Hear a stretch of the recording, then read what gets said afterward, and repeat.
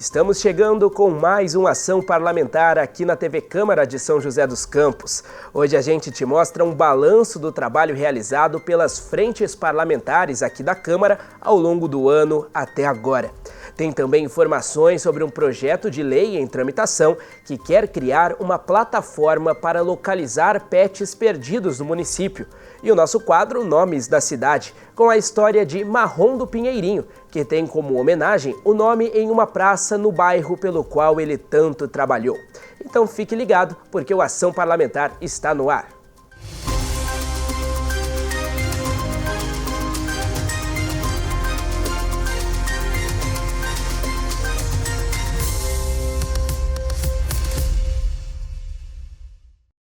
A gente começa essa edição do programa falando sobre as frentes parlamentares, frentes compostas por vereadores que se unem para discutir e promover ações sobre um tema específico de interesse público ou de um determinado setor da sociedade. Aqui na Câmara são várias e algumas delas se reuniram algumas vezes ao longo dos primeiros 6 meses do ano. Nós preparamos uma reportagem com um balanço sobre o trabalho realizado pelas frentes parlamentares de São José. As frentes parlamentares são grupos formados por vereadores que se reúnem para debater sobre um determinado tema de interesse da sociedade. Frente parlamentar é uma conjugação de esforços de alguns parlamentares para fazer alguns temas ganharem relevância com o apoio e a reflexão dos parlamentares junto das populações diretamente interessadas. Só este ano, a Câmara criou 9 novas frentes parlamentares e votou uma nova composição para outras 3. São elas: Frente Parlamentar em Defesa da Pessoa com Síndrome de Down, Frente Parlamentar da Habitação e Regularização Fundiária, Frente Parlamentar Católica, Frente Parlamentar dos Legisladores em Defesa da Vida, da Família e da Dignidade Humana, Frente Parlamentar Evangélica, Frente Parlamentar em Apoio e Valorização da Cultura Joseense, Frente Parlamentar em Defesa e Preservação do Rio Paraíba do Sul, Frente Parlamentar da Segurança Pública, Frente Parlamentar de Apoio ao Agronegócio, Frente Parlamentar de Combate à Pedofilia, Erotização Infantil e Violência Doméstica, Frente Parlamentar São José 2050 e a Frente Parlamentar em Apoio à Pessoa com Autismo. O vereador Carlos Abranches foi o criador da Frente Parlamentar em Defesa e Preservação do Rio Paraíba do Sul. Foram 2 encontros no primeiro semestre que debateram sobre vazamento de esgoto no Paraíba do Sul e o descarte irregular de resíduos. Fizemos reuniões, trouxemos aqui especialistas da área ambiental, que deram informações importantíssimas para a gente saber como argumentar, por exemplo, a Sabesp, como procurar a CETESB para que a gente trabalhe melhor com os laudos oficiais a serem transmitidos, para que as nossas proposições aqui sejam amadurecidas, tragam realmente consistência para um bom trabalho parlamentar. A Frente Parlamentar em Defesa da Pessoa com Síndrome de Down também realizou reuniões, como lembra a vereadora Juliana Fraga.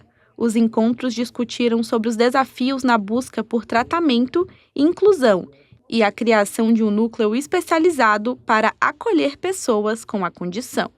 A da frente das pessoas com T21, que tem demandas, assim como do autismo, que é a educação, saúde, né, as terapias que as crianças precisam, então precisa ampliar. Isso é o apelo das mães. Então, isso a gente tem pensado como fazer com que o executivo escute essas mães e faça esse atendimento.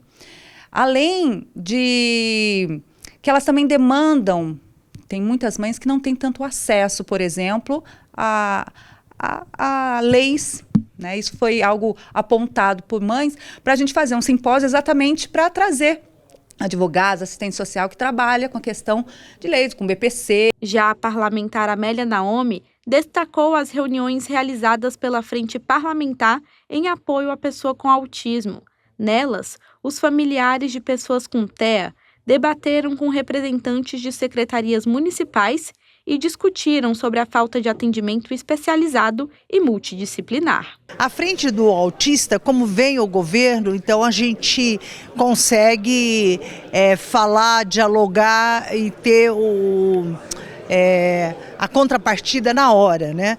E sugestões que a comunidade faz de apresentação de projetos, nós fazemos coletivamente posteriormente. A Frente Parlamentar de Habitação e Regularização Fundiária também se reuniu 2 vezes no primeiro semestre. O primeiro encontro para discutir sobre os critérios para entrega de casas populares e regularização de moradias, e a segunda para apurar a notificação de demolição de uma casa na zona norte da cidade. Outra frente que também se reuniu foi a Frente em Defesa da Vida, que cobrou políticas públicas de assistência a gestantes e a comemoração do Dia das Mães nas escolas. Já as frentes parlamentares de segurança pública e valorização da cultura joseense realizaram eventos de lançamento que debateram propostas para serem apuradas em futuras reuniões. É importante ter uma unidade entre os vereadores para conseguir dar o salto de qualidade. Para os vereadores, a criação das frentes parlamentares é uma oportunidade de dar mais visibilidade a causas que merecem mais atenção do poder público. Cada tema tem um grupo de vereadores que tem essa bandeira, né, ou que tem projetos em cima disso. Tem pessoas que ele representam, que lutam por o tema, pelo segmento. Então é muito importante quando tem diferenciado para que juntos os vereadores em conjunto, né, possam pensar junto com a população qual a melhor política pública para isso. Está tendo problema aqui? Possamos resolver aqui? Essa é a solução? Podemos isso legalmente fazer? E aí construir para poder ajudar cada vez mais. A possibilidade do diálogo com a população nas reuniões também é um diferencial importante para a solução dos problemas. Por isso, é fundamental a participação popular. A população é a que determina, que nos direciona os caminhos que devemos trilhar. Se você não tem um projeto de lei para certo tipo de atividade que a gente precisa regulamentar, ou buscar orçamento, ou entendermos a deficiência dentro de uma política pública que já existe, como que a gente pode melhorar? E só quem está ali participando dia a dia, então familiares, pessoas envolvidas com a causa, entidades sociais, todo mundo que a gente juntos podemos pensar e construir, levando ao executivo, que o executivo a gente consiga orçamento, né? Para os vereadores, a participação nas frentes parlamentares dá força ao trabalho do Legislativo. No segundo semestre do ano, esse trabalho iniciado deve continuar e ficar ainda mais forte. A dinâmica entre o trabalho legislativo, escutando adequadamente as necessidades e as dores da população, o trabalho legislativo ganha corpo, ganha maturidade, ganha força para poder exercer devidamente o seu trabalho. Através da frente parlamentar, a atuação também do vereador muda um pouco, né? A gente, além de ter um acesso e um conhecimento maior, a gente também começa a cobrar de maneira diferente. A gente espera que a frente parlamentar tenha o resultado que a sociedade quer, que são políticas públicas em favor daquilo que a gente está lutando. A Comissão de Meio Ambiente da Câmara fez uma reunião para debater sobre a Conferência Nacional do Meio Ambiente. A gente foi descobrir como o Legislativo de São José se envolveu no evento. Também vamos trazer o olhar dos vereadores sobre a conferência. A emergência climática deixou de ser alerta e virou rotina. Nesse contexto, as conferências do meio ambiente se destacam como espaço essencial de participação social.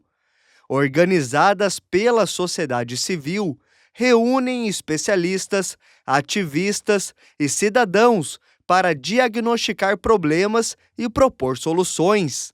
Em São José dos Campos, uma conferência livre mostrou a força dessa mobilização.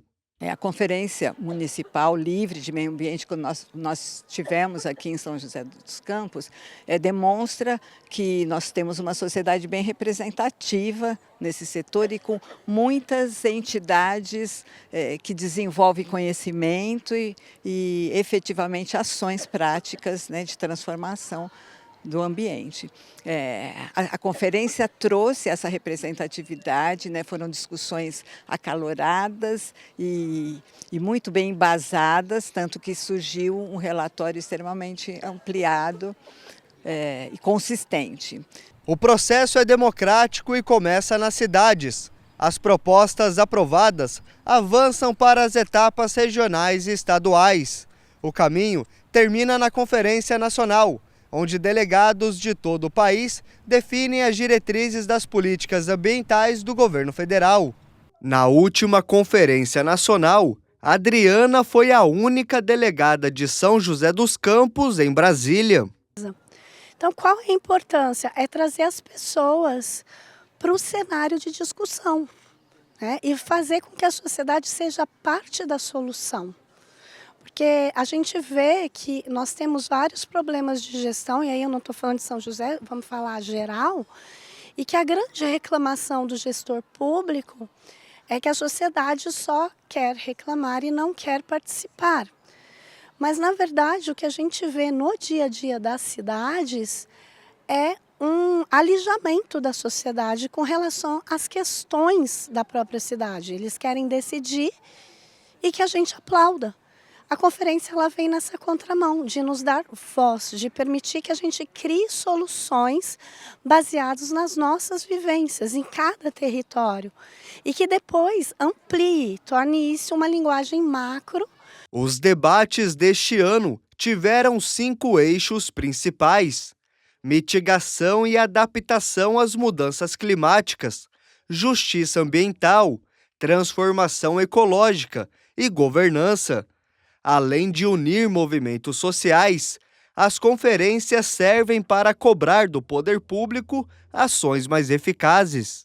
A gente precisa pensar em políticas públicas abrangentes, né? Uma política pública ela não se forma numa reunião, infelizmente. Por isso que é importante o envolvimento da população em ações aqui na nossa cidade e também pensar como que, por mais que pareça pequeno, trabalhar inicialmente numa discussão para melhorias de um bairro, como que isso pode afetar de maneira geral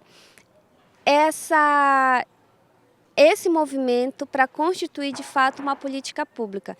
Eu reforço que o que nos deixou muito feliz foi observar que essa conferência municipal ela conseguiu mesmo mobilizar pessoas da sociedade civil para fazer aquilo existir de uma maneira ecumênica até, que misturou várias religiões e vários grupos com diferentes objetivos, só que com um objetivo único, que é falar de meio ambiente, porque está todo mundo inserido nesse planeta.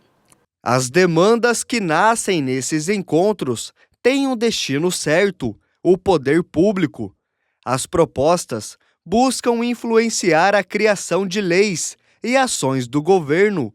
Para a Comissão de Meio Ambiente da Câmara, as conferências funcionam como um termômetro das necessidades da população e ajudam a definir a pauta ambiental do país e das cidades. Toda vez que a gente propõe uma roda de conversa, abrir diálogos em torno do meio ambiente, nós estamos favorecendo uma nova cultura, a criação de uma cultura favorável à preservação do meio ambiente. Levar isso para as escolas, levar isso para as faixas etárias mais infantis, até para aquelas outras já mais adultas no meio universitário, acaba sendo uma tarefa nobre de todo o processo de educação. Não só uma conferência nacional nas escolas, para que todos os adolescentes, tudo que costumam não dar muita bola para isso, não prestar atenção na árvore que está em frente à minha casa, entender que ali tem um ser vivo, né? Entender que a minha consciência ecológica começa no palito de picolé que eu não jogo no chão, no papel de bala que eu guardo no bolso até achar uma lata de lixo para jogar. Para tomar consciência disso, eu preciso escutar, preciso ouvir especialistas, eu preciso trabalhar com a consciência.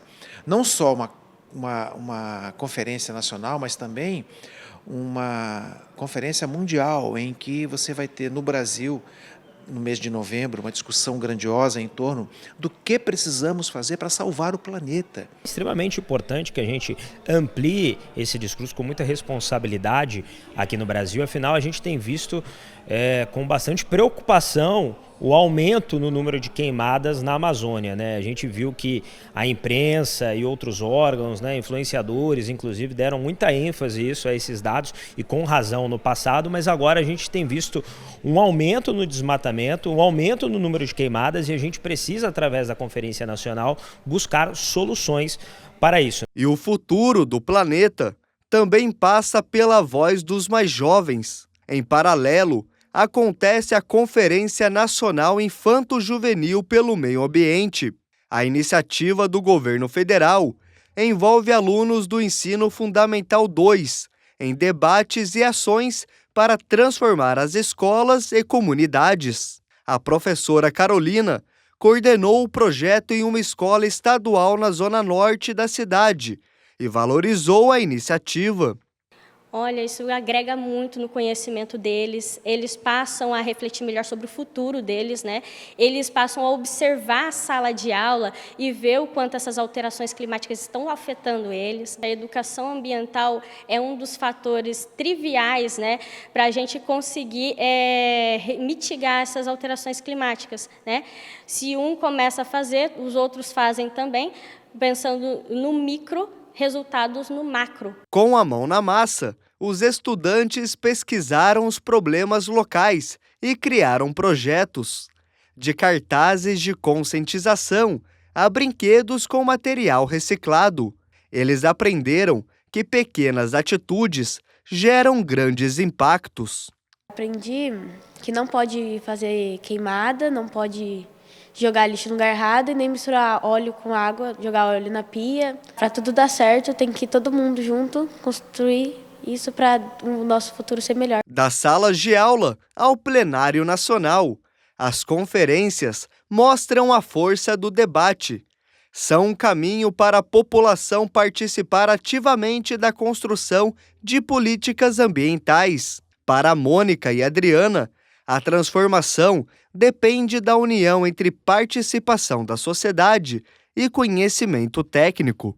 A nossa sobrevivência, nós não temos mais tempo, não tem plano B, não existe planeta B. Né? A gente tem aí vivenciado situações das mudanças climáticas reais, né? A gente tem calores severos, né? Frios intensos, né? Precipitações aí, as chuvas estão aí causando danos irreparáveis no planeta. Assim, nós não temos mais tempo, a gente tem que agir e é através da participação, da informação, da educação ambiental presente em todas as instâncias para transformar e para que a gente possa se preparar para enfrentamento, porque as mudanças climáticas estão acontecendo. Quanto mais mentes a gente tiver pensando e colaborando para trazer soluções, mais a gente vai conseguir elaborar políticas públicas eficazes e eficientes. Primeiro intervalo por aqui e daqui a pouco a gente fala sobre um projeto em tramitação aqui na Câmara. Até já!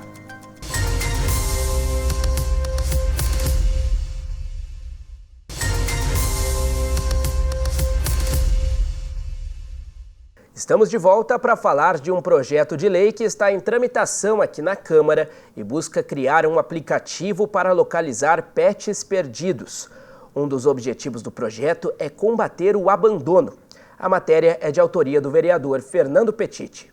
No abrigo da tia Dani, a rotina é marcada por resgates e histórias de animais que foram perdidos ou abandonados. Por serem ONGs que acolhem animais, quando o tutor perde seu animal, além deles estarem divulgando nas redes sociais, eles procuram as ONGs, a proteção animal, pedindo ajuda para divulgar o animalzinho perdido, tudo, para tentar reaver aquele animal que acabou se perdendo. Agora, um projeto de lei em tramitação na Câmara quer mudar esse cenário.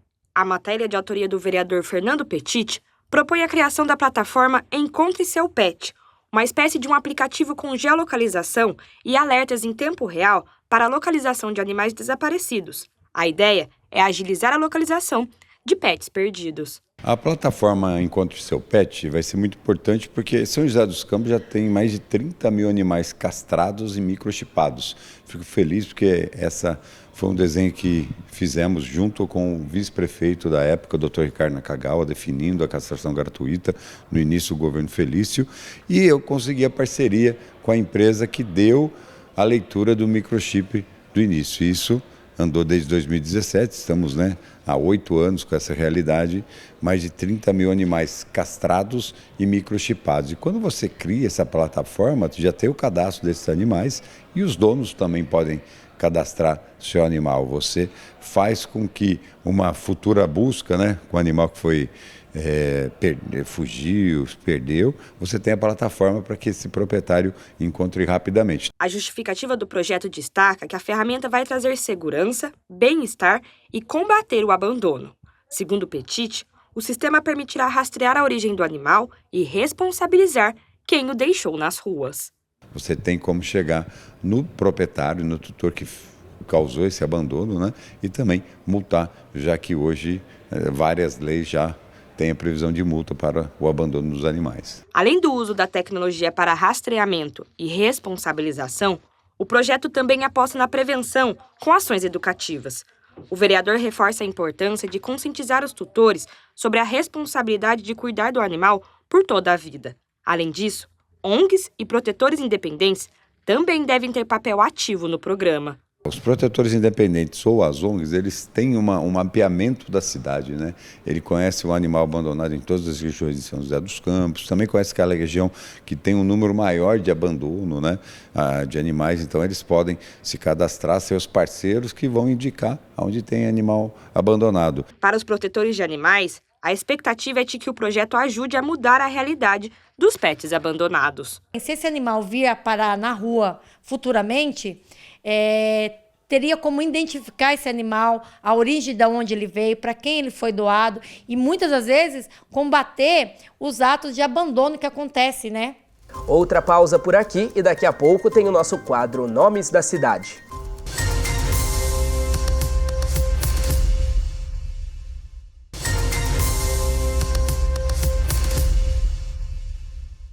E agora chegou a hora do nosso tradicional quadro, o Nomes da Cidade.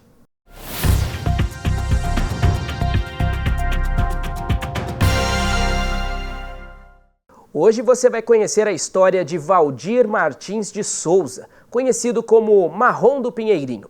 Ele foi um morador do bairro Pinheirinho dos Palmares, que trabalhou em defesa dos trabalhadores e do povo sem teto. O nome dele foi eternizado em uma praça no bairro pelo qual ele tanto lutou.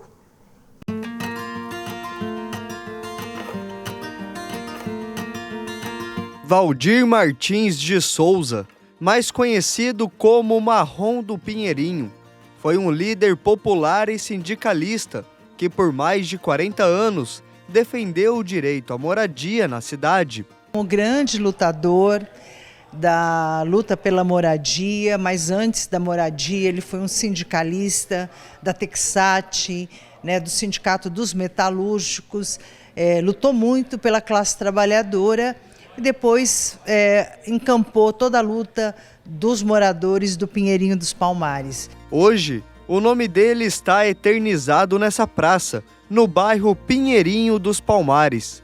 Um reconhecimento a uma trajetória marcada pela busca de melhoria de vida para comunidades carentes. Meu pai, ele sempre deixou evidência, essa maneira clara de quem ele é, de quem ele se tornou. Então, a partir do momento que a gente reconhece essa pessoa, esse sentimento tão grande, a gente frisa isso na memória de maneira ampla, Então, meu pai, ele foi um exemplo de líder que fez com que meus olhos brilhassem de maneira muito grande. Marrom foi contra o processo de desocupação do antigo Pinheirinho. Em 2012, mais de 1.600 famílias foram expulsas de casa e perderam tudo. Rose, amiga, conta que ele lutou e defendeu os moradores. O jeito dele, a maneira dele tratar as pessoas, assim, então me comoveu muito, Então o Marrom, ele foi uma pessoa que, às vezes, eu até falava para ele, assim, ele quando tinha alguma coisa, a pessoa precisando, assim, principalmente quando tinha reintegração de posse, ele largava tudo, família, tudo, e estava ali junto com a gente.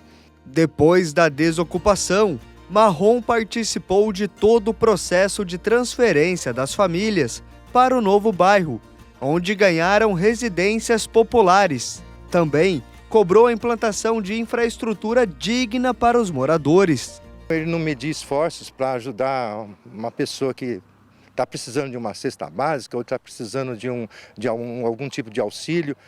E ele ia buscar as coisas, ele era visionário, ele imaginava uma estrada que iria encurtar um caminho para chegar em outro local, e ele já estava falando, podia acontecer isso, ligar essa estrada, montar uma estrada aqui para ligar o outro bairro lá. Ele pensava assim, e ele queria muito a inclusão.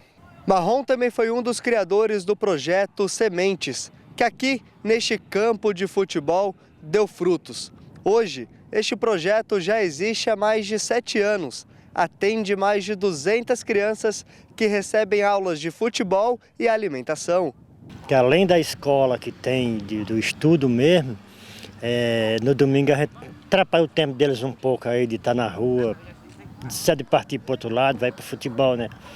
Aí a gente fica com eles aí até meio-dia, de 8 horas até a hora que termina. Tem dia que vai até 1 hora da tarde. Para o filho Maicon, além da figura de líder popular, o pai foi um exemplo de ser humano. Cada valor que meu pai deixou, cada exemplo que meu pai registrou dentro de casa, não só dentro como também fora, é um passo a ser guiado, é um caminho deixado, né, pra gente seguir, pra mim seguir. Então hoje a história do meu pai se tornou exemplo pra mim, tanto para mim ser alguém no futuro como eu já sou hoje. Marrom faleceu em 2024, mas seu legado permanece vivo, seja no nome desta praça ou em cada familiar e amigo que se inspira na luta por uma vida melhor. O Marrom nunca vai ser esquecido. O Marrom, ele vai estar na memória de todo mundo, então é por isso que nós estamos continuando a luta, pretendo continuar, porque o que ele ensinou não tem como parar. Eu acho que as pessoas, no geral, ao invés de chegar em casa, sentar e assistir televisão e depois ficar reclamando do político, ou reclamando de um ou de outro, deveria sair. Falar, o que eu posso ajudar? É o que o Marrom fazia. O que eu posso ajudar para mudar esse cenário? Eu acho que se você sair de sua casa e falar assim, eu vou fazer alguma coisa para melhorar esse cenário, para mudar esse cenário. Eu acho que isso é importante, é isso que ele deixa.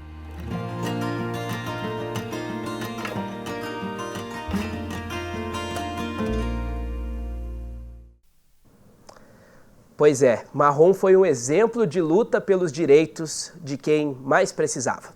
Bela homenagem a ele.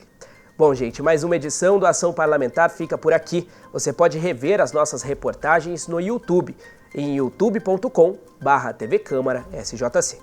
Até semana que vem. Tchau!